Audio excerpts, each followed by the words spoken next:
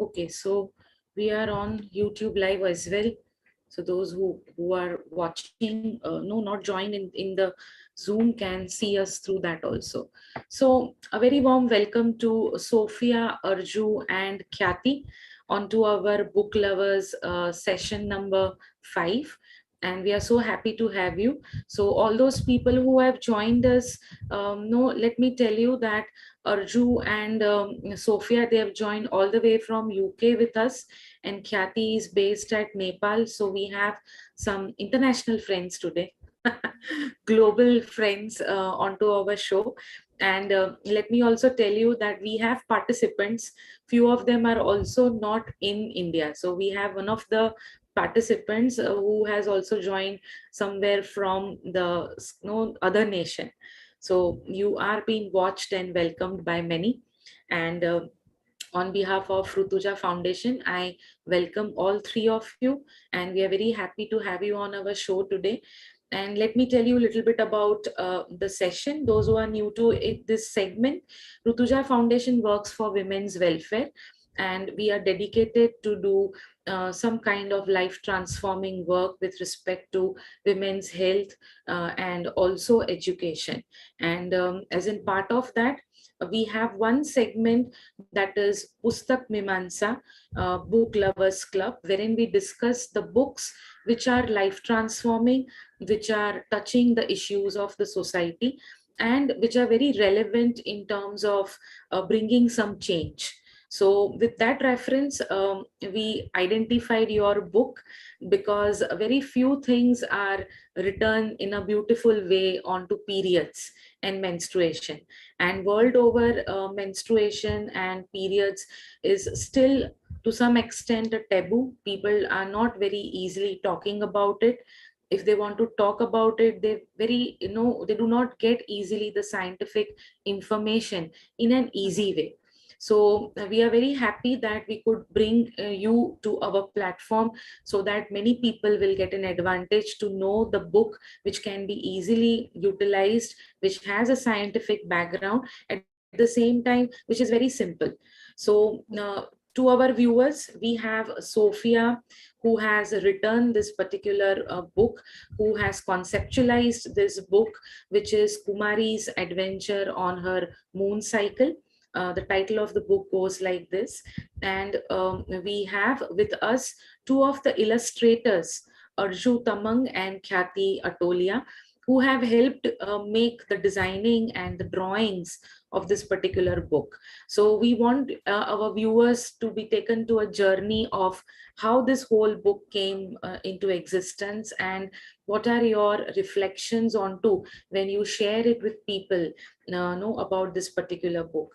So my first question goes to Sophia, that as you have been the core writer, and it's your job who has been describing the things into words.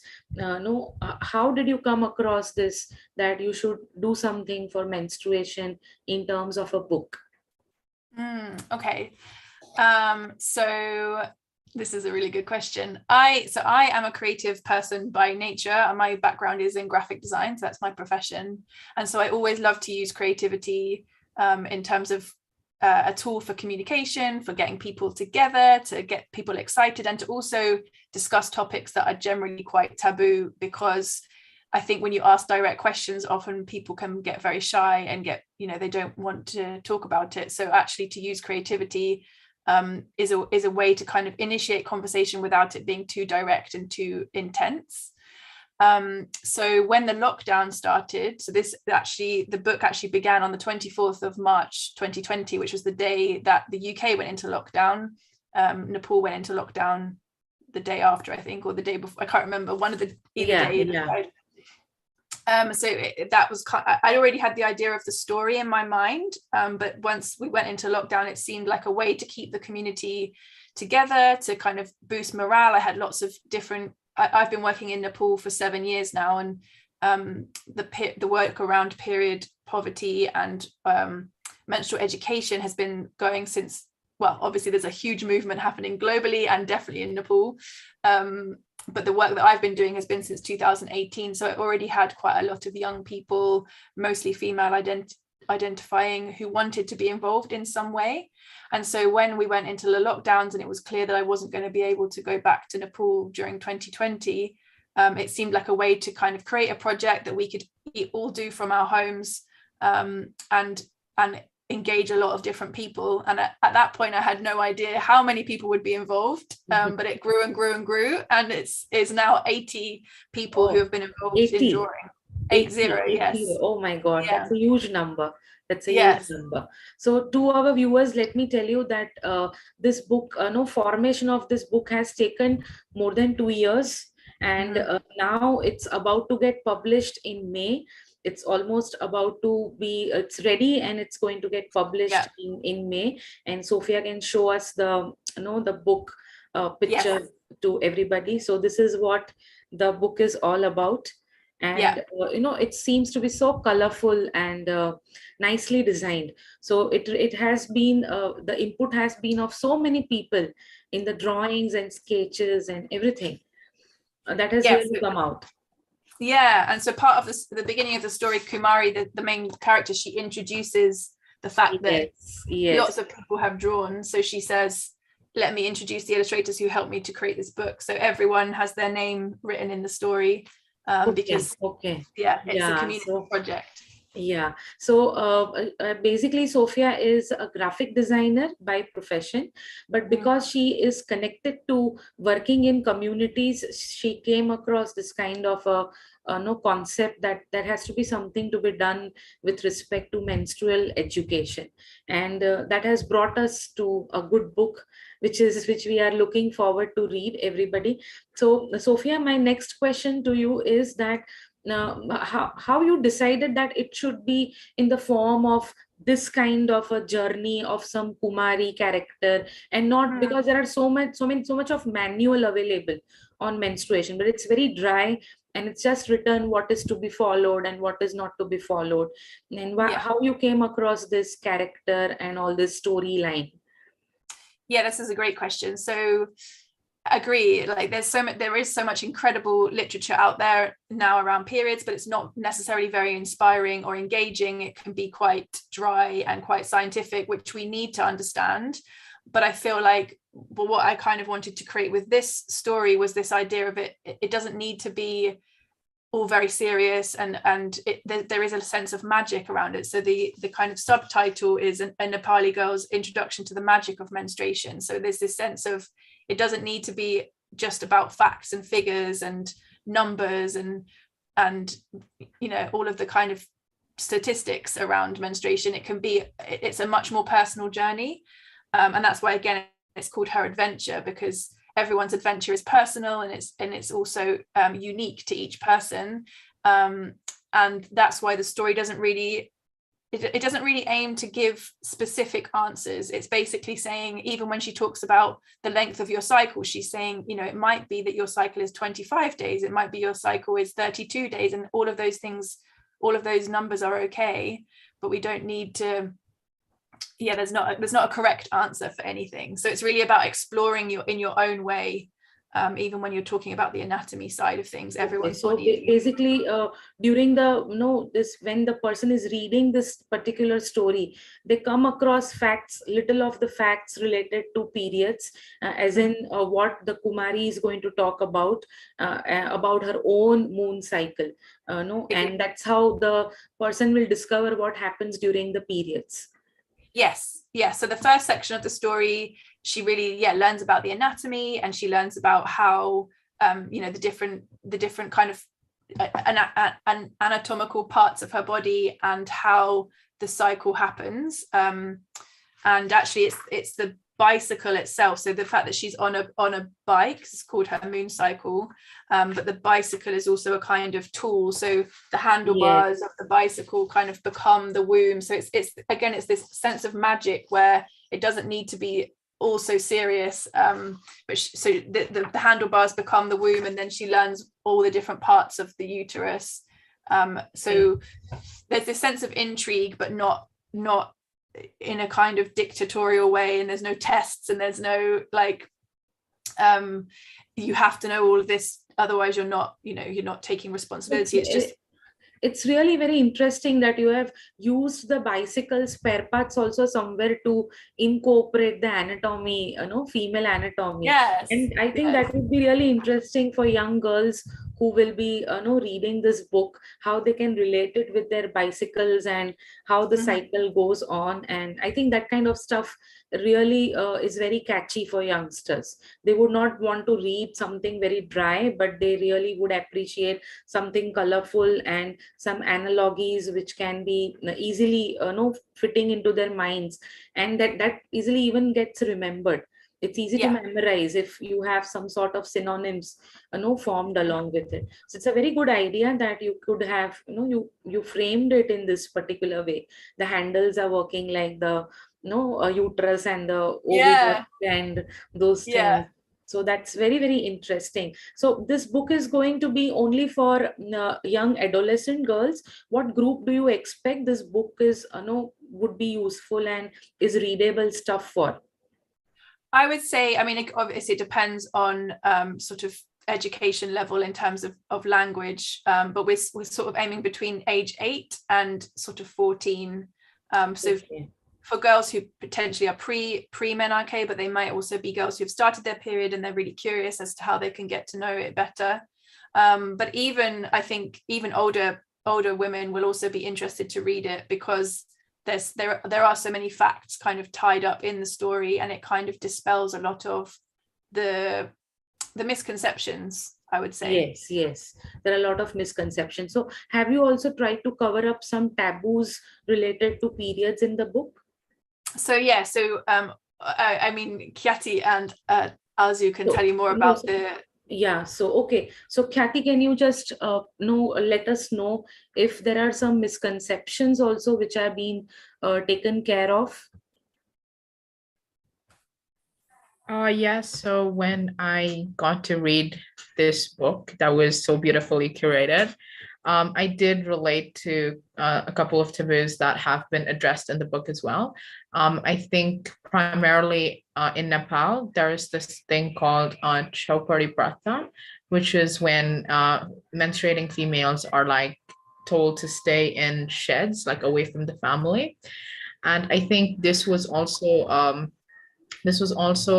portrayed very well in the book, with questions that Kumari asks, such as, like, why am I not allowed to touch this? Or, so I think this questioning nature and her character in the book really helps us question those taboos without necessarily like labeling them as anything, which I think is so important now that we've just started hyper labeling and sort of judging so much. So I think having that just information-based approach to taboos is also really great in the book. Yeah, so that's really good that you people could cover up, even few of this kind of problems which are actually socially linked up somewhere. It doesn't have a scientific background, but there are social pressures onto the females to obey certain kind of rules and regulations, and maybe that's not necessary for their health. Ideally, so that was good to know.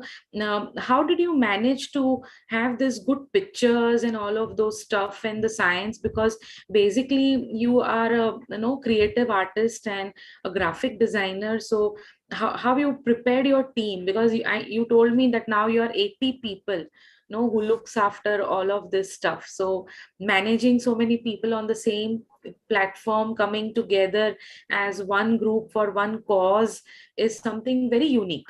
So how did this journey build up?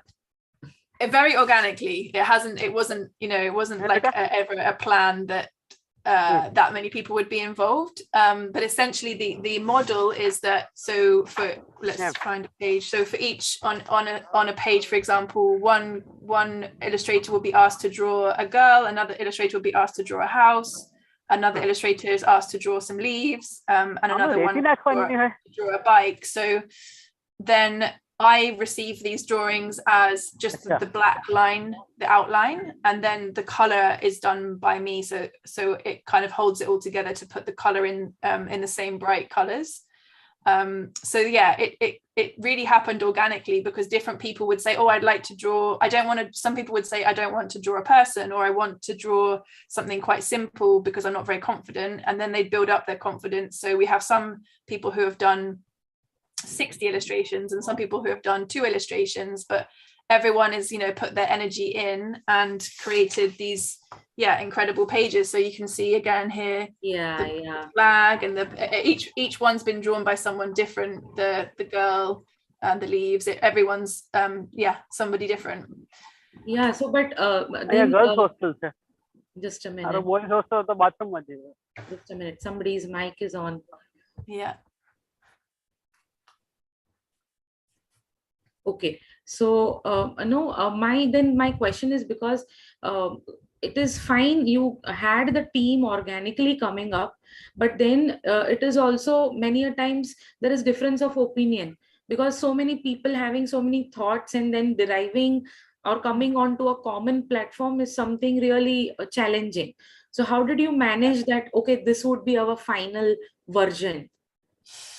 Yes, again, like you say, it's a challenge, and I've learned so much from speaking to so many different people within our community and outside of it as well, over the years that I've been working in Nepal.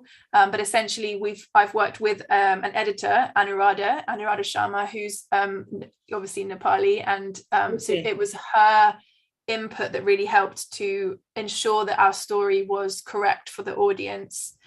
Even things like ensuring that the names cover a really broad spectrum of the different ethnic minorities of Nepal, and it's not just names that are from one specific kind of village or group of people, because we really want to kind of encapsulate the fact that even though not everyone follows these traditions, everyone is affected by it in different ways. So it's really important that everyone is represented in a small way. And obviously there will be some people who really don't relate to this story, and there's some people who will say that it doesn't represent their village setup or their community, and that's fine. That's we can't appeal to everybody. So it was really a sense of working with people within the literary world in Nepal, and within the menstrual activist world. So we've had it reviewed by different people, had feedback, and just have to make a decision and go with it. Okay. So when you have been making this, it was already planned that it would be for Nepal and the regions related to Nepal, or you just conceptualized it and then you got to have somebody translated in Nepal? No, it was always going to be for Nepali girls, Nepali young people. So from the beginning, the story was kind of designed to be around the Himalaya, but referring to the Terai, to the flat part of Nepal as well. So it's like, hopefully represents all of the different kind of regions. And that so we have the Nepali copy here as well. So it's going to be in English and Nepali. 2 languages. But Nepali, 2 languages, yes. 2 languages. For now, we would hope that in the future we can do more, but for now we have the 2 languages, Okay, and the book writing is taken care of by you, and you had so much of good people around who helped you make the pictures and bring the science in the right format.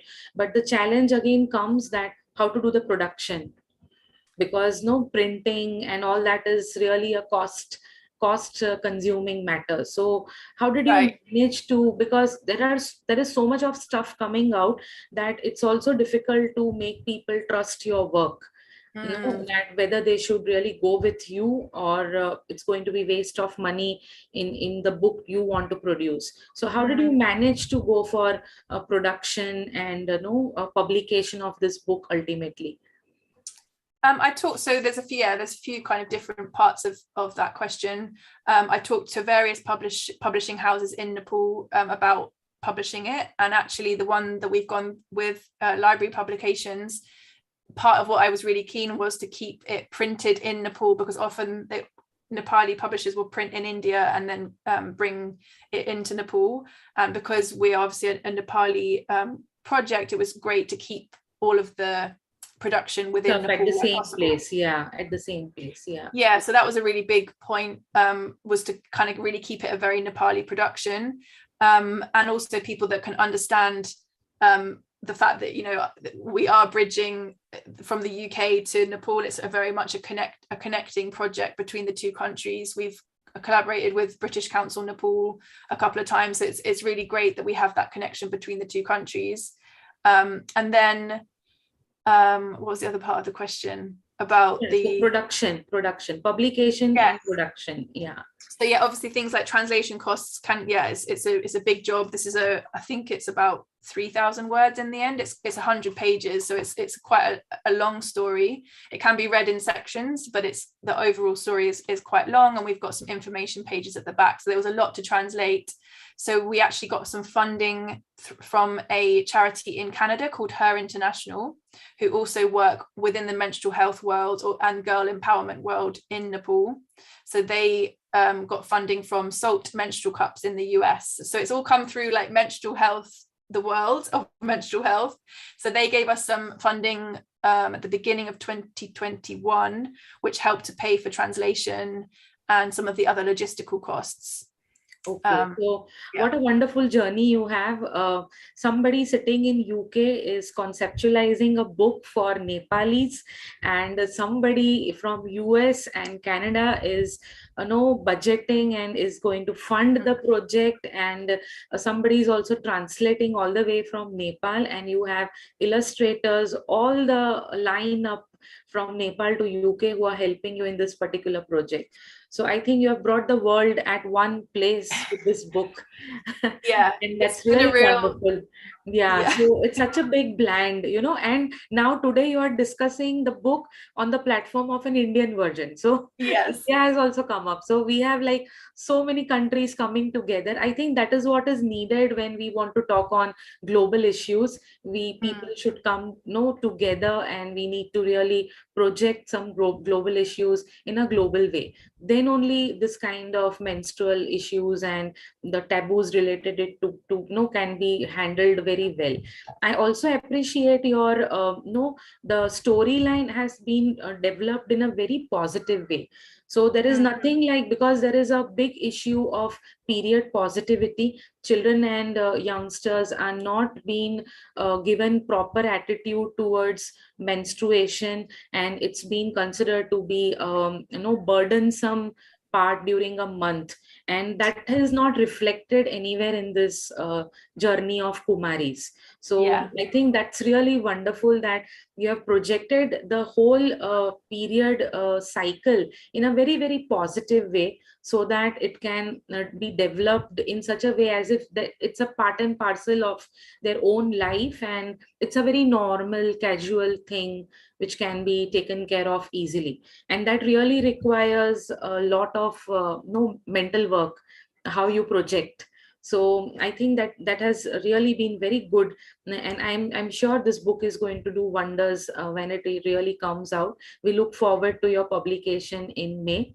So Sophia, let's have little more discussion with our two more friends who have joined from your team, Arju and Khyati. So Arju, viewers, she is a nurse who is based at UK, and she is also extremely touched by the issues and the things related to periods, and she has been doing a lot of science into the book and helping draw the scientific facts in the form of paintings. So Arju, welcome to our show. And today morning, Arju got up at 4 o'clock to have a discussion with me. That shows how far she is dedicated, and that's so kind of you. And I would like to know, Arju, how and what made you connect to this project of Sophia, because Sophia has been approaching so many people, but how come you got connected to this project heart to heart? First of all, thank you so much for having me. I'm so excited and happy to be with such a panel. You all are so inspiring. And I think it's a year before I met Sophie in a webinar where it was about women empowerment. It was the webinar, I think, conducted by Dignity Without Danger. So I came to know there, and then I knew Sophie and about her project, and then it was about menstruation. And honestly, I was always, I always wanted to do something for my community, for especially for girls and women. And but honestly, if it was like a few years before, I think I wouldn't be able to take this, because now as I'm like firmly planted in my feet, like so now I can I have that confidence that I can contribute my voice, my words, my opinion to such a beautiful initiative. And I just thought, like, imagine a young girl catching this book on her hand, reading, which Sophie previously said that it's not about the scientific facts and the maths and statistics, but it's rather very it's personal, that anybody Yes. can relate it to, any young girls can relate it too. So I was like really touched by that. And imagine a young girl, catching this book and reading, who doesn't know anything about menstruation, who haven't been even in her first periods. Even if she knows, like, I think most of the by my personal experience, when I even when I didn't had my periods, I knew that periods, it's like a bleeding from down your vagina. I knew that. But I think I don't blame for that. I don't blame my mother or anyone, but it's like the concept was different. I used to think that they used to say me that in your periods, if you are going to talk with any of your male friends, now your menstruation has been started. Now you can't play with any of your male friends. You can't talk with your male friends. That can make you pregnant. And I was so scared, and these kind of things. And I just thought, like, if a young girl from Nepal reading this book, even it's published in Nepali. So reading this book, she will, know thousands of times. She will be so confident to face her first period. So this is, I think, the strongest part of this book. So I was so convinced to, I will contribute anything that I can as much as possible. So that's the thing that touched me a lot. So that was so nice to hear. You are extremely dedicated and devoted to this book and the work that you have chosen. So you must have been talking to people around related to periods and menstruation and educating the science of this periods to people. What has been your experience? How people perceive in Nepal related to this kind of a thing? um yeah, there's like different opinion. Like when I talk with my younger sisters nowadays, it's like, it's in your academic curriculum, it's included everything. They're like much open about it. Talking about myself, being a kid of 90s, I think the people from my age will mostly relate to it.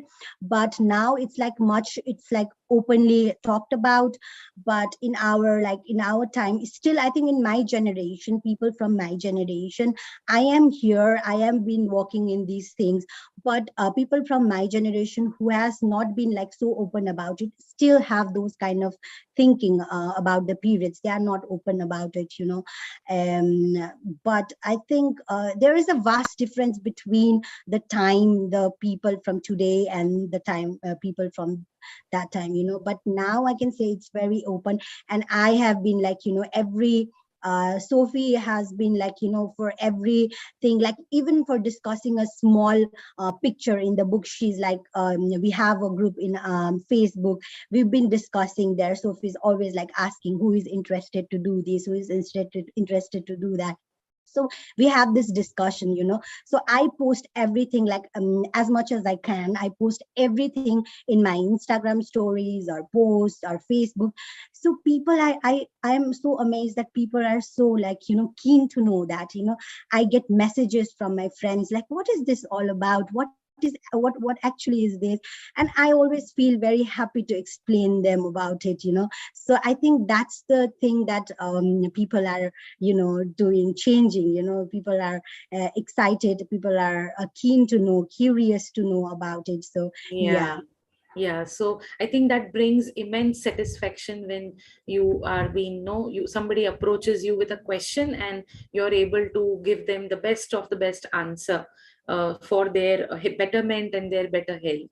So at that same point, I'll also take up Khyati. Khyati, we would also like to know from you, what has been your experience when you have been talking to Nepali girls or groups based in Nepal about periods and period education, or maybe about this book, no, the work that you have undergone through this book. So viewers, Khyati is a student, and she has also been no out of interest, and as she loves to do this kind of a work, she has joined the team of Sophia, and she is also doing amazing work in contributing to the development of this whole of the book. So Khyati, we would like to know, what's your experience now when you have been with the Nepali girls? Yeah, thank you so much for the question. And like, I joined this book club. Like, I heard from Sophie about her idea and her project that she was working on. And as soon as she described this concept to me, I was just like, I need to help out in whatever way I can, because it was just an absolute necessity at this point, I think, because although now things have changed from the past. Now we have like sex education in our curriculum, and then we have health education in the curriculum. I think in a lot of places, urban and rural, these topics and these chapters are like skipped. There are Yes. still a lot of misinformation. Yeah, there's still like just a lot of information that's prevalent around. I absolutely agree with you, because the same scenario I have seen in India, that such kind of chapters they do had.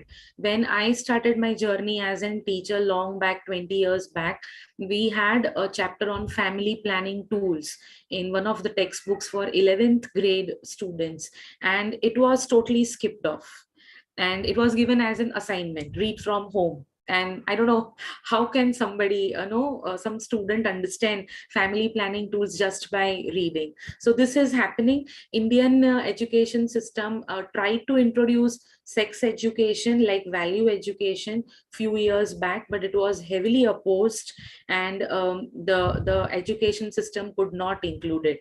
So we do face this issue even in India, that these things are skipped off or given as homeworks to do it from home, or it's been like told it's easy, you can do it on your own, things like that. So that's absolutely true. Khyati, you brought that point onto the platform today. Thank you for sharing that. Please go ahead. Yeah, that was pretty much the point of it as well. But at the same time, I think in Nepal, especially in the recent years, a lot of work is being done, and I think it would be very pessimistic to not acknowledge that work that's been done, because I think we are trying to reach the most rural of the places with projects such as Sophie's and ours itself, where we want to like get it where we want these tools to be more accessible, across the country. And I think that's also primarily why we have translated it into Nepali as well, so that it's just more readable for everyone. And just a general perception, I think, is definitely changing, especially in my generation now. Maybe the older women are still a little bit, they're still clinging to some of the past practices. But I think young girls are now learning and taking a stand and knowing that it's okay to talk about it as well. So I think Yes, some changes that's happening. really good. That's really good to know. So, viewers, Khyati has been, no, editing a little part of the book. No, she has been playing little role in the editorial aspect of this particular book. And Arju has always been into the paintings and drawings of this particular book. So, how has the journey of this 2 years been, for both of you? What would you you like to share something very memorable, which was like, this was so touching, and thank God I am in this making of this book, something like that? So Kathy, you can share that, then later on Arju can share the same. What was their experience, that, oh God, it's so good to be a part of this book. This is what I wanted to do. Any such kind of moments you remember? Yes, it's been a really beautiful journey, I think, just, representing this book. And although I think my participation is not as much as you make it to be, but I think just allying with this book has been so good. It's been such a fulfilling experience, I think. And if I had to like pick a moment, I think it had to be that Brango event that we did, which was in collaboration with this organization in Britain. And from there, I think we were around 5 or 6 panelists, and we all shared different perspectives. So I shared more of like the city perspective in Nepal, and we had girls who shared more of like the mountains perspective as well. And we also talked a little bit about how creative processes and like creative tools can, really aid these topics forward. So I think that webinar and that panel discussion was so beneficial, and such, it just yielded a lot of good insights. So I think it has to be that. Yeah. And how about Arju? Yeah, I was about to say the same thing. Almost every moment is so beautiful with Kumari and with everyone with this project. But yeah, that must be absolutely the Brango. I was also the one of the panelists there talking about it. Actually, I think I don't have much contribution as much as other lovely ladies have. But I usually prefer to, whenever I am free, whenever I can, I prefer to, just speak out, whatever I feel, whatever I think, I just want to speak out. So I think that webinar was like, that time what I felt was like, oh, I have got the voice which can actually, be heard by so many people, and might be like so many will be inspired. So I think that's the most beautiful moment I had with Kumari. So nice to hear you. So I would also like to know from Sophia, because she has been into UK for a long period of time. So Sophia, do you see any difference in the perception of menstruation in UK than in Nepal? Is there any much difference, how people perceive periods in UK and how they perceive in Nepal? I think there are differences, but I think there's still a lot of shame in both countries, but in different ways. So I think there's no considering periods to be something which is not to be talked about and must be hidden, is I think globally prevalent. We are still not out of this completely. Maybe we are coming out little by little, but still people find it's too personal to be discussed or talked about, and we don't take it like a normal something happening to the health. The way everything goes on, age is increasing, we take it very normally, or somebody getting spectacles, we take it normally, but we don't take no periods that particular normally. This is there in India as well, although India also has started talking about periods a lot, but I think this essence is still remaining. Do you think that it is because of this lack of period positivity, which is why people are a little bit more shy to talk about it? Yeah, I think it's still not a normal topic. It's not a topic that easily comes to conversation. It seems to still be, I mean, this is changing, and which is brilliant, and there's a lot of work going on in both in Nepal and globally and here in the UK. But I still think for general people to have a conversation about menstruation is something that you kind of have to schedule in and make it kind of a bit of an event, and it seems like more of an education rather than just it being something that's normalized and that you can just mention as in passing. And I think that's when we'll know that that times have really changed, when it's just something that can be mentioned and it not need to be a big event or Yeah, and I also wanted to know that what is the status of people becoming more aware about the menstrual hygiene? Are people enough aware of different menstrual products to be utilized in Nepal, or they really need to be educated even today? Any comments from Khyati and Arju? Yeah. Yeah, Arju, you can go on first.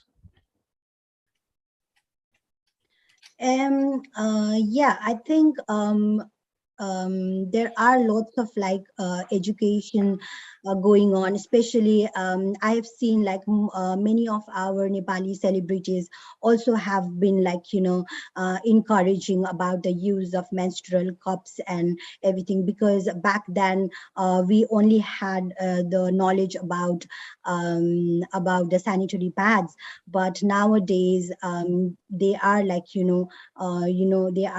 have been, awareing people about the different other things that we can use.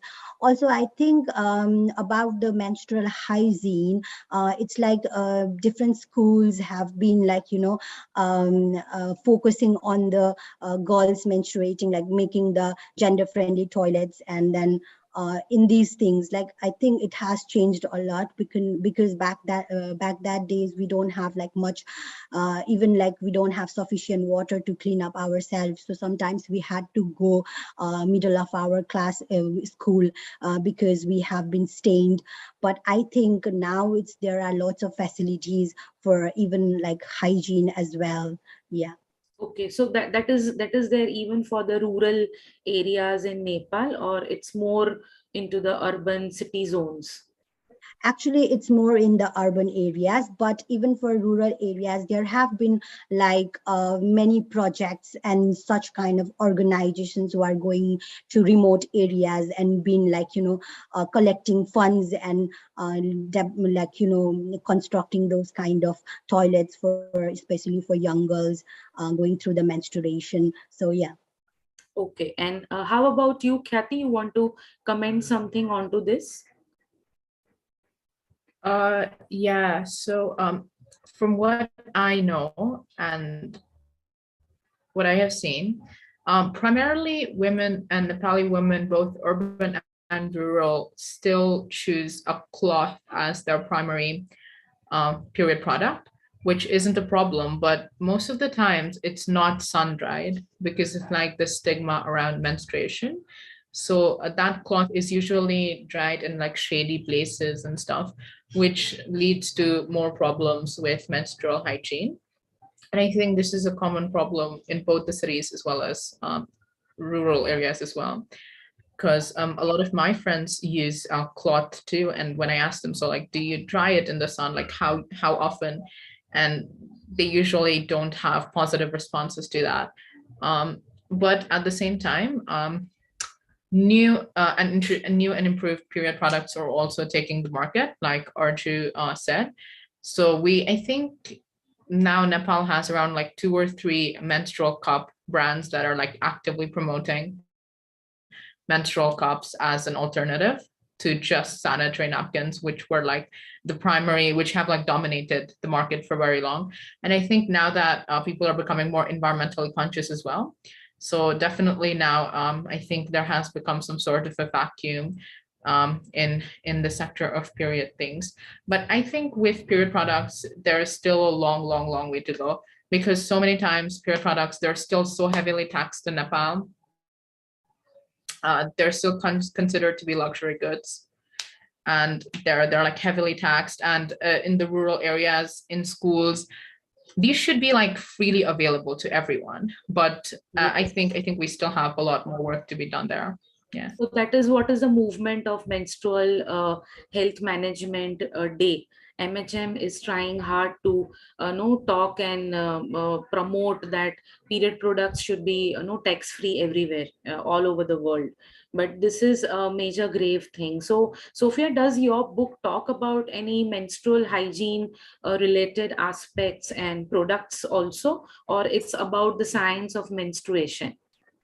No, yeah, we do. There is a page here you can see where Kumari gets to kind of look at the different products, and she gets to choose what she might like to try.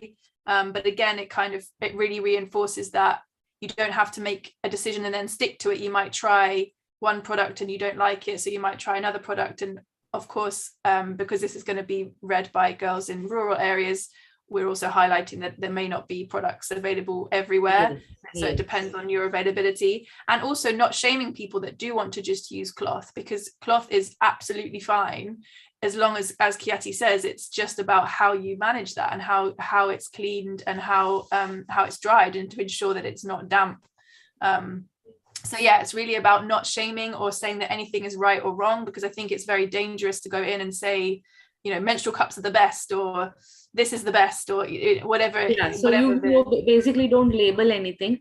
You have presented all different presenting kinds the of options, products. Yeah, and Yeah. then it's up to their decision what they exactly want to select for going for the products. So that's a Exactly. good idea. So we don't want to put any judgmental note Mhm. on any of the product. Whatever is comfortable to somebody and available to them, they can buy it. And how about in Nepal, because there is a very major issue of even discarding the menstrual products later on. So are people enough aware in Nepal that how the menstrual, because menstruation also generates a lot of waste material if they are using the sanitary napkins particularly, and that is a major problem even for the environment conservation. So are they aware that in which format they are supposed to dispose of the menstrual products if they ever utilize it? Any comments on to it, Khyati? So from what I've seen, a lot of the families in Nepal, they don't have like a designated dustbin in the home bathrooms. That's just not common practice, There will be a dustbin in the kitchen for like the wet waste and stuff, but the bathrooms in homes don't usually have a designated dustbin. And I think from what I've heard, like a lot of women, they do tend to like hold on to their used period products and then burn them as well at the end of their cycles. That is a practice as well. Maybe not as commonplace, but it's still a practice which causes a bit of a concern for the environment. And usually in schools, I think most schools have started, installing proper dustbins for their female students, the ones that can. But I think overall, it can still be improved. Yeah. Okay, so in India, we have enforced different types of dustbins, but there is a special bin color also identified. But then again, it's the same that people are not aware that there has to be a separate dustbin for discarding the menstrual waste, and it is not to be flushed off, and it has to be discarded into that. So that is still going on. Even that's a trouble in India as well, that people are not aware. Although here also in colleges and schools now, the authorities and management, they are trying to install incinerators, so that once they make use of the pads, they can easily put it into the incinerator and it can be taken care of. But that practice is very, very less, and it's coming up, but it's a very slow process. So I guess these are common issues all over the world, that how we can manage the menstrual waste that is generated at the end of this particular thing. And maybe the way period talks are becoming common, these issues also will be taken care of in the time to come, and we'll be able to manage something relevant to this particular situation. But on that note, what would be your appeal? No, because you are presently onto a platform, and this recording would be watched by many people all around the world. So I want individually, all three of you to make some appeals. What do you think? What people can contribute towards positivity of periods and period management and all, and how they can be a part of making things more better for female all around the world. So Sophia, what would be your appeal to the people around the world? I think for me, it's all about conversation. I think that because there's no, obviously every culture has their different practices and their different belief systems, and there's no right or wrong within any of those systems. For me, it's more about the shame that can be attached to menstruation if it's not openly talked about. So the whole idea of breaking the silence is really important. And the last part of Kumari's story is, once she's got this education and this kind of understanding, it gives her more confidence, and she goes out into her village and she just starts conversation. She's not judging anyone's practice or what they do. She's just asking, how does it affect you, and how does it make you feel, and how can I understand the different belief systems? And I think that's really the message to take away, is that there's no quick solution to any of these things. It's, if we can start the conversation, then it sort of starts the unraveling of the oppression that has happened around menstruation. So nice of that. Yes, conversation is required. Good communication is the key to the whole of the process for anything, and Yes. I think that is missing. During my research, I have seen that there is no communication even between mothers and daughters. That is also missing. When they want to really know something about periods, they are not able to approach to their mothers, and I think that is where we need good communication. So if you can talk to your mother also, you start coming towards that approach, means we are improving overall. The journey has started improvising. So Arju, what's your appeal to the viewers? What would you like to say? In my opinion, I think for the young girls, the first thing, all starts from home. So as you said, the conversation between mother and daughter, conversation between other family members, that's, I think, really very important. That's the primary thing. So the support, now just they need to be open about it. But having said that, I have also seen some in social media that people now are, even the father and the male member from the family are celebrating their daughter's first period. They are like cutting cakes and celebrating. That's very nice, so that must be keep on going. And second is always school. As we have already discussed that it's usually they skip the chapters, teachers.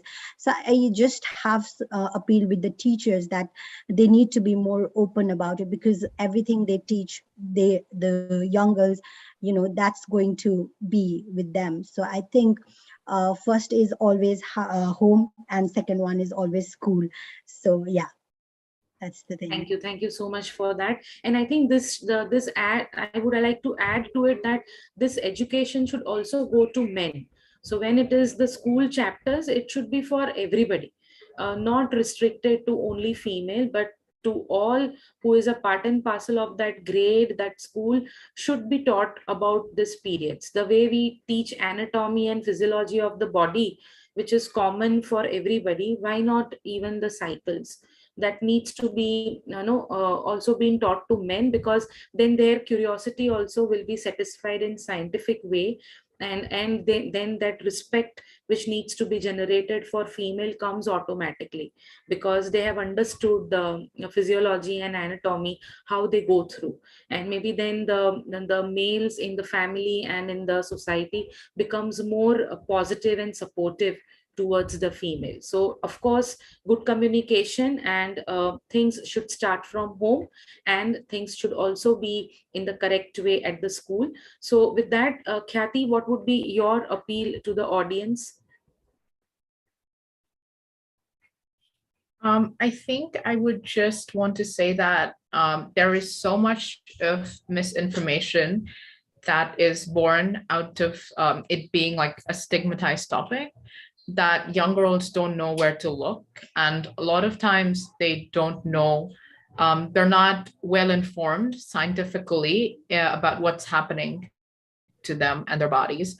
So I would really want to like stress upon awareness and education regarding this. I think in order to make well-informed choices and well-informed decisions, Yes, very true. education and awareness is Education also a and requirement. awareness, and I Yeah. think that can only bring a lot of confidence and sort out the questions that they have in their mind in their own way. And I'm sure your book will do this particular no communication and awareness thing in the best of its possibility. So are you people planning to do more translations of this Kumari's adventure book? Any further plans to take it? We would love to do other dialects that are very prominent within Nepal, for example, Taru language and Maithili, but we don't know yet in terms of funding. We have had discussions around putting it into Hindi as well for the Indian market. So yeah, let's see what happens in terms of how much these things can, how much it costs. But we would love to, and obviously, hopefully, like you said before, the English version will be good for the Indian market as well, because a lot of people speak English. So hopefully it will be impactful for them as well. So I guess once it is published in May, it will be available to our people onto the Amazon to buy it. Yes, hopefully. Yeah, we haven't got the ISBN number yet, so we can't put anything onto Amazon at the moment, but there is a pre-order available for Europe and the UK. So if anyone is in that part of the world and would like to pre-order, they can. But yes, we will definitely be sharing with you the links once we have them in May, so that you can hopefully share on your channels as well how to get hold of it. Our viewers are waiting. There are comments in the chat box. They really look forward to read your book in English, because English is commonly utilized in India, and even if it's not in Hindi, English would be there. So it would be good if you can go for Hindi, but then there will be people who are really looking for even reading it in the English version. So just the last question, why did you label Kumari, particularly Kumari? Anything specifically linked up with it? Yeah, so this actually has a little page at the back to explain why she's called Kumari. So actually, one of the first menstruation workshops that I did in 2018 in a district called Darding in Nepal, I met a young girl who was so keen to learn, and she wanted to know all about menstruation, and she wanted to talk to me and practice her English and to connect. And anyway, her story is that her mother passed away when she was a small girl, so she's had a real challenge to kind of have support within her menstrual journey, because her family members are mostly male, and her mother was called Kumari. So when we started this book, I said to her, this story is going to be dedicated to your mum, in her name. But then also, obviously, having written and worked with it, I also now know that Kumari means this sort of innocent and pure and almost virginal, but this idea of this girl being very beautiful and pure. And obviously we have the Kumari living goddesses in Nepal. But yeah, I mean, Kyatigan, Aju can tell you more about that. But I just love how it actually was the perfect name in the end. It came from this girl Sarita, her mother, but it's the perfect name for our character as well. Yes. So that was so good of you that you took up this particular name, and it really clicks. The book. The title really clicks, and even the name really clicks onto this particular book. So it was so good to know about your book, and we really wish you all the very best for your this venture, and may your book keep on getting sold off and off, and you get so much of money that you can produce it into different dialects. We hope so. People come up to your project and you can convert it into as many languages as possible. So I open up the floor for our audience. If anybody wants to comment or say something, please feel free. If there are any comments or any questions for all of then please go forward. You can unmute yourself and inquire. We'll just wait for 1-2 minutes if there are audience who wants to say something.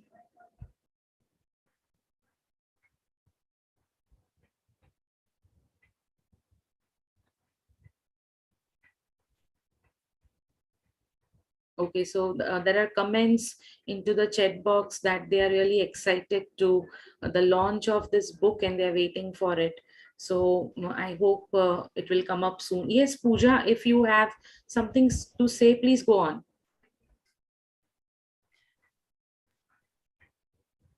Pooja is also one of our illustrators. Oh, okay. So she can also share her experience if she wants to. Please go on.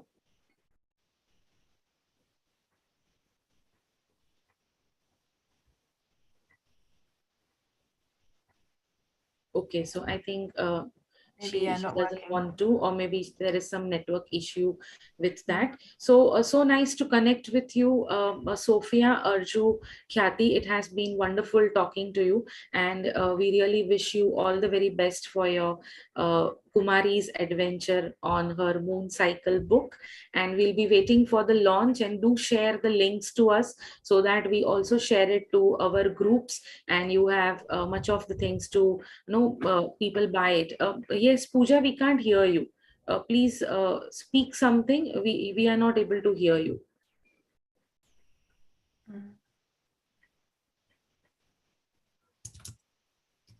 No, I don't think so. Her sound is, there is some network issue with her, I suppose. We'll wait for a second for her.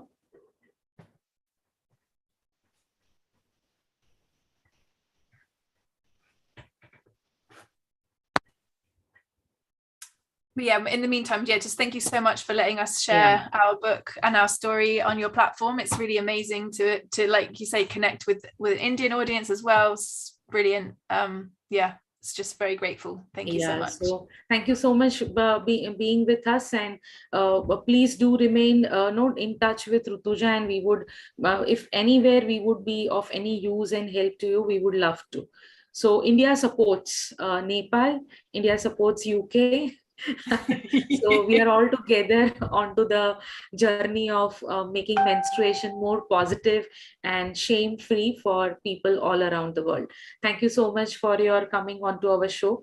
See you soon, ladies. Have a nice time. Thank you so much. Thank you so Thank much. you so Bye. much for having us. Bye. Thank you. Bye. Bye.